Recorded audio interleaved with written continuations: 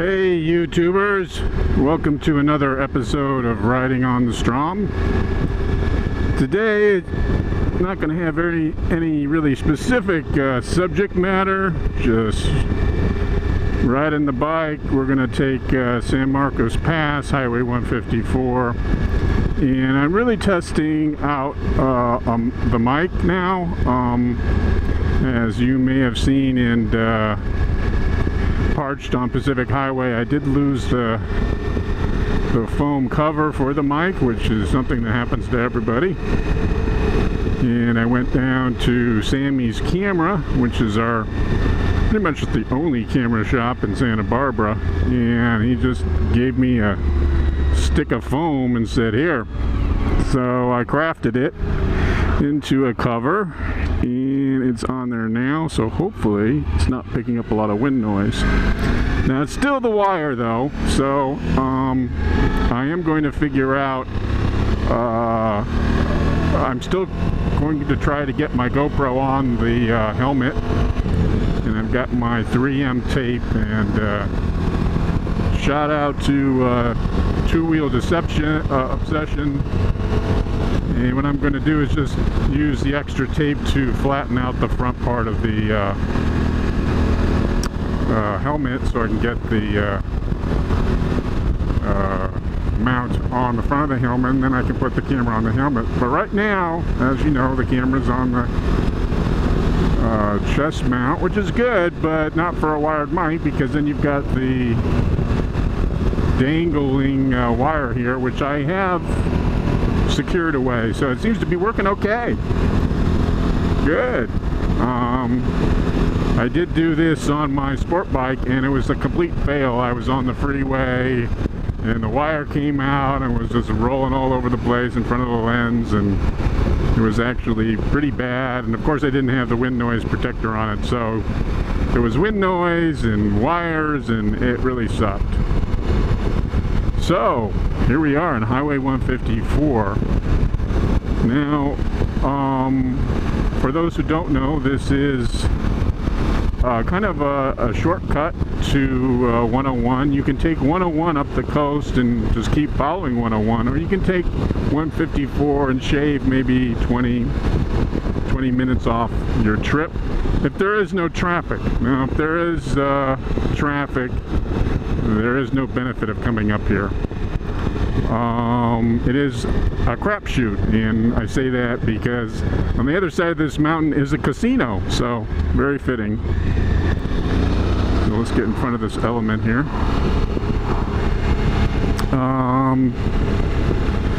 But 154, incidentally, is known as the record holder of the most dangerous highway in America. And I think it's because people try to pass on this road, or they try to make up time, or what have you. There are quite a few vineyards on the other side of the mountain too, along with a casino, so plenty of opportunities to drink alcohol too, so that might be a problem. But it is a scenic drive. I do like it. It's got a lot of turns in it, and it's also, well, I'm not going too fast, but I wanted to go on something fast, you know, possibly with a lot of wind, just to test this mic. I'm following this person a little too slowly. The other thing I want to do is talk about the bike a little bit. You know, I just wanted to mention in my review, I kind of knocked the wheels a little bit, and I just wanted to set the record straight. I don't personally like spoked wheels at all. I don't like cleaning them. I don't like having to deal with them. So I love the cast wheels on my V-Strom. So I just wanted to put that out there. It's not a negative to me, certainly. So it was just something I pointed out. The other thing is the Suzuki windshield is working great. I've lowered it one notch below. And what's great about these windshields, if you get the right size and get that all figured out, you're not looking through the windshield, and the wind is going over your helmet. So right now, I'm not looking through the windshield, and I've got full coverage. Last night I was riding home at night, and had the visor open the whole time. Now I'm not going to open the visor now because you might get too much wind, but well, let's try it. So I can ride like this now, and I'm not getting very much wind in my face. It's great. I'm going to close that back up so you can hear me. But that's really nice. So I'm really happy with the new windshield. I am pushing 6'4", so I am kind of tall, and that's why I needed to get the taller windshield. I thought maybe the windshield from Suzuki would be okay. That came with the Venture package, but it did not. It did not work out, so let's do some passing here in the passing lane. Yes. V-twin power, buddy. V-twin. So, and hopefully the wire has not jostled out. So, considering the problems I've had with the mic and everything, and on my sport bike, I really was looking at reviews of the Sena 10C, which is the communication device and camera included all in one. I do like that type of design because it doesn't have any wind resistance, and also on the lens itself you can turn it so you can get it leveled out, which was like it was on my Drift, which I originally had.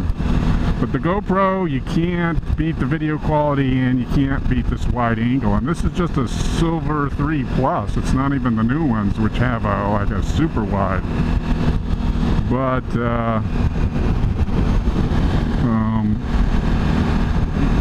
wired mics are one benefit of them is they're wired, so you don't have to worry about an interference or any kind of outage or anything like that. But there is a propensity for the wire to come loose and start flailing around in front of the lens. So maybe I'm going to figure out how to work this wire in the helmet somehow. And obviously if I put the camera on the helmet itself, I won't have that problem. But when it's on its chest mount, it gets a little funky. So I'm also sporting my Jivy tail bag. Went on a nice day ride yesterday. It passed with flying colors. It came back at night, and I was on the freeway, and I had little reflectors on my jacket, my Tourmaster jacket, and then there's reflectivity on the Jivy bag itself. So I was cruising pretty well without any worry. So it was fun, and you know, so I got the windshields sorted out, got my little tail bag, and I was really happy,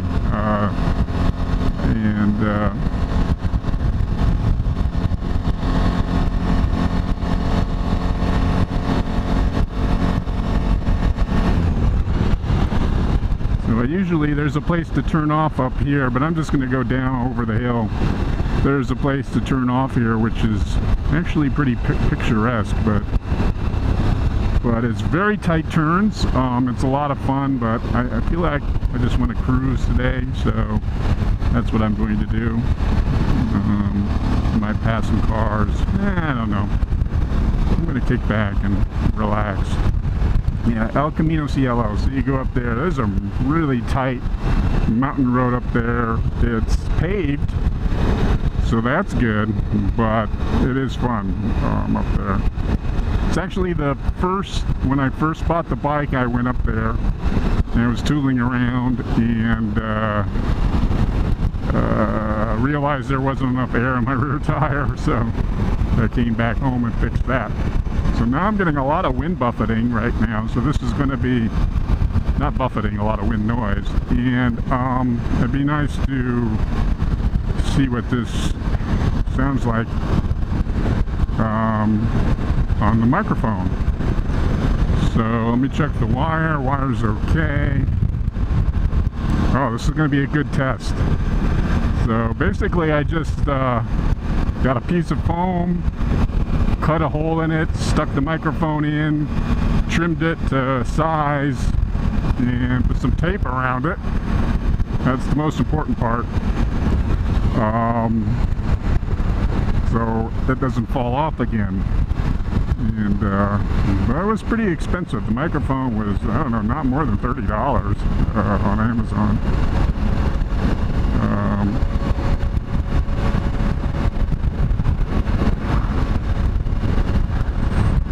Yeah, getting a lot of wind, a lot of crosswind, which is normal for this route. There's a lot of crosswind on 154. And once you get over the hill in the valley, it's really bad. So, but I've got my visor down, I've got my little chin vent closed, and I will, oh, Vista Point closed. I will find something. Why am I waving to sport bike people? I'm not on my sport bike, I'm on the old man's bike. So somebody, ooh, wow, that's usually my turnaround spot right there, and unfortunately it is closed. One thing I wanted to mention about this jacket, it does look a little funky on me. It's a Tourmaster, I think it's an Airwave 2. It's the recent model. And I recently got I originally got the tall size.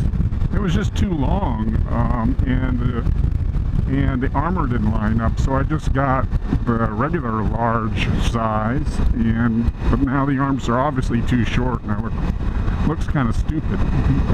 So I just want you to know that I am aware of that. Boom. But I do have them a little loose today because the arm's loose, so I get some wind in there. So it's not hot, certainly not the heat wave weather we were having a few months ago, but it is certainly not cool. So, ooh, I think that's an R8.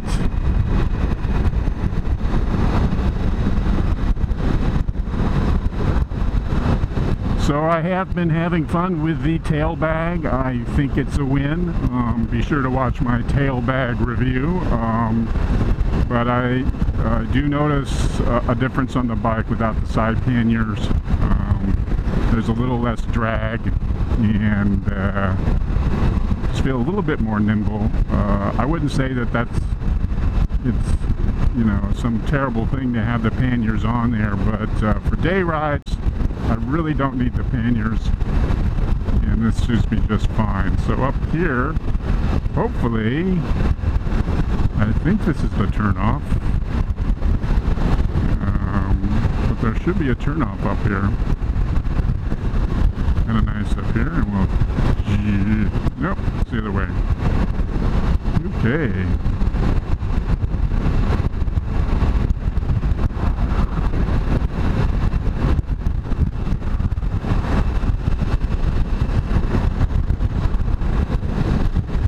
This is the turnoff right up here.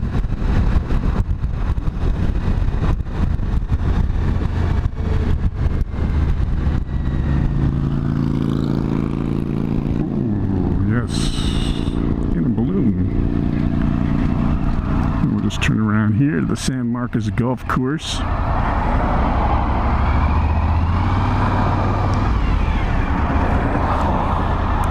And we'll wait for 5 hours for the part to get in, and we've got it.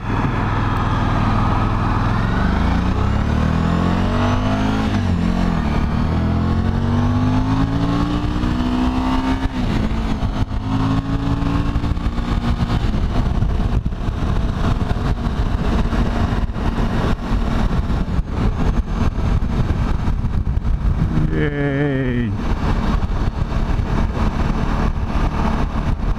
Kind of warm today. Well, it's going to be warm in the valley, so let's see if I can get around this truck. I would love to get around this truck.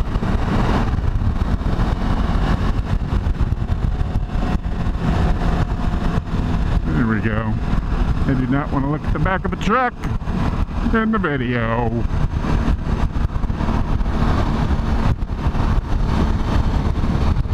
So as far as the V-Strom is concerned, we got about we have 2,600 miles on it. It's working fine, working flawlessly. There are still things that I need to do to the bike. I need to get a decent skid plate, and I need to get the radiator cover. So those are the next things I'm getting for the bike.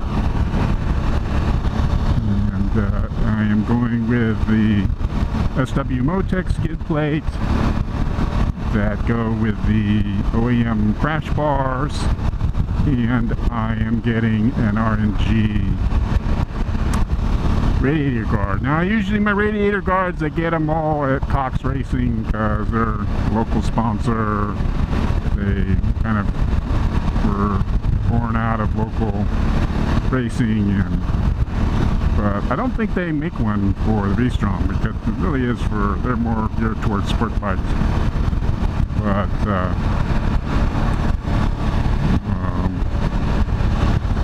I think I'll get the RG because RNG.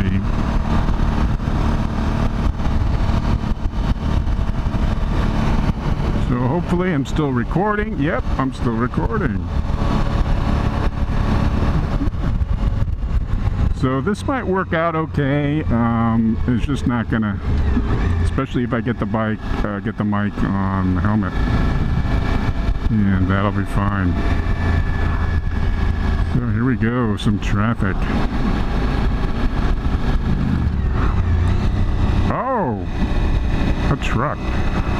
So this is basically what happens is that you get on 154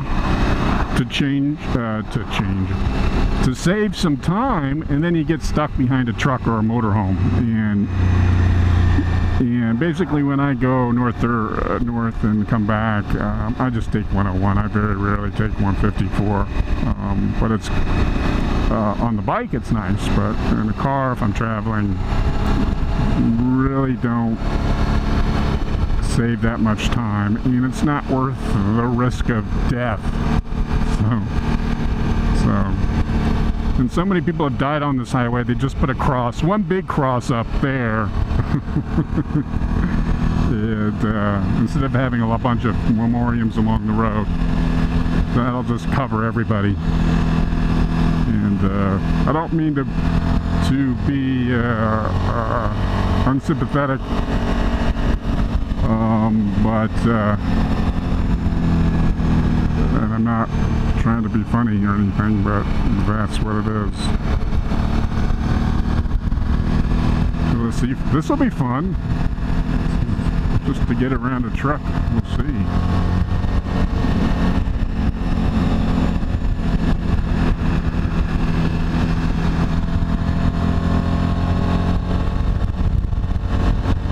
You know, that wind blast. So a little jaunt over 154,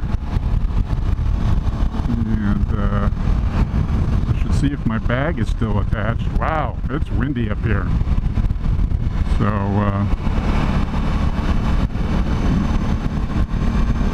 come back down.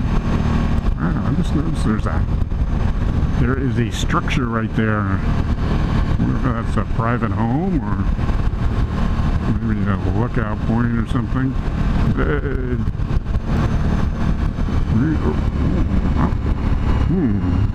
The LED screen says I'm going over the speed limit. That's not something I want to do, because the V-Strom is all about being casual. It's casual. So, and the power really is for carrying luggage and passengers and things like that. I would never shave everything off the bike, make it really light, and then go really fast. I would never do that. Ever. I mean, I would never put a small tail bag on it, get rid of the panniers.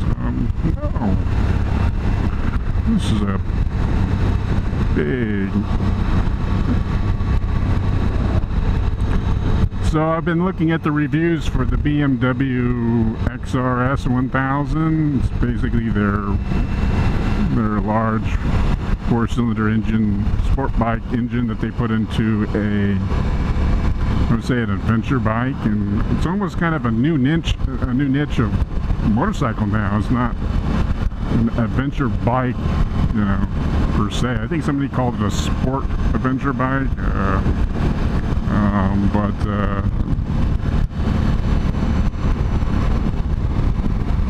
you probably really wouldn't be taking it into dirt or anything, so.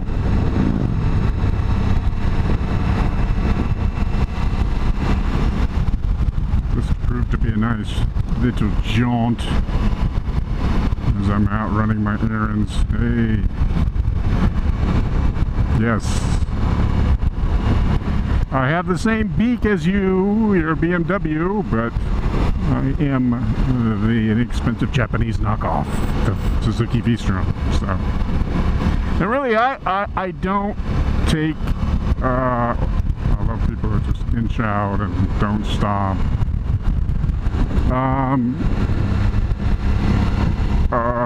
I really don't consider the V-Strom as a Japanese knockoff. The V-Strom has become so popular as an adventure bike, it's in a class all its own. It just has its own legendary status, and you take that and you put in this TL1000 engine in it, and discussion is over in my book. So I don't really think of this as a knockoff. I just think of it as a V-Strom, the next gen. So, and since I've got this new windshield on, it's a whole different experience. Wow, it's hot. It's hot. It's October, people. So, not a lot of bugs, so that's good. I think in my last video I commented that I love the fall because all the bugs, most of the bugs have died. They've lived their lives and rest in peace. So, and then it's not too cold like winter would be. That guy's kind of flapping in the wind. You want your jackets not to be flapping like that. So, but a lot of stuff planned for the bike. I really didn't want to have to buy another jacket, but this is just, you know, weird. It bothers me that these sleeves are so short. And that's what you know, reading reviews and about motorcycle jackets, they said for tall people, one of the comments was, you know, look into Revit and Dionysi. And Tourmaster, though, also, I looked at them because they actually offered the tour sizes, the tall sizes. And so, wow, it is hot. It says 90. That's weird. Okay.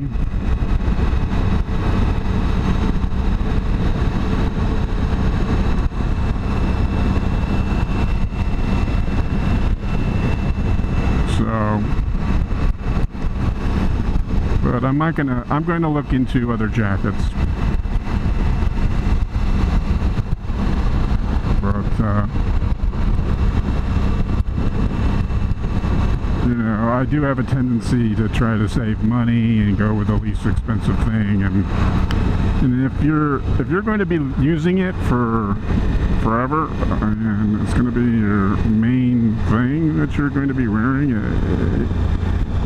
know, you might want to not skimp on the price, which I definitely did with this jacket. I mean, it's a good jacket, I like it and everything, it's just not fitting the way I thought it would fit. It comes with a liner that you can just stick in your bag, and if it gets too cold, put it on. I mean, this is my summer riding jacket. It's a mesh jacket, and it's got I gotta scratch my nose. There we go, nose scratch. That's okay. I just feel funky about these arms, but as a mesh jacket, it's very cool. But I do like, I've been looking at the Revit jackets and the reviews, and they've come out with this more flexible armor that looks really interesting. and I think that's probably the way I'm going to go. Dionysi's is great. They do have an actual store in San Francisco, so every time I go to San Francisco I forget to go there. But it is so much better to be able to walk in someplace and try stuff on, and instead of doing this mail order crapshoot thing, you know. And of course all the motorcycle accessory stores are really good about returns, so I don't want to knock them. Okay, looks like we're back in Santa Barbara. This has been riding on the Strom, and I hope everybody has a great week, month, and year. We're at the end of the year.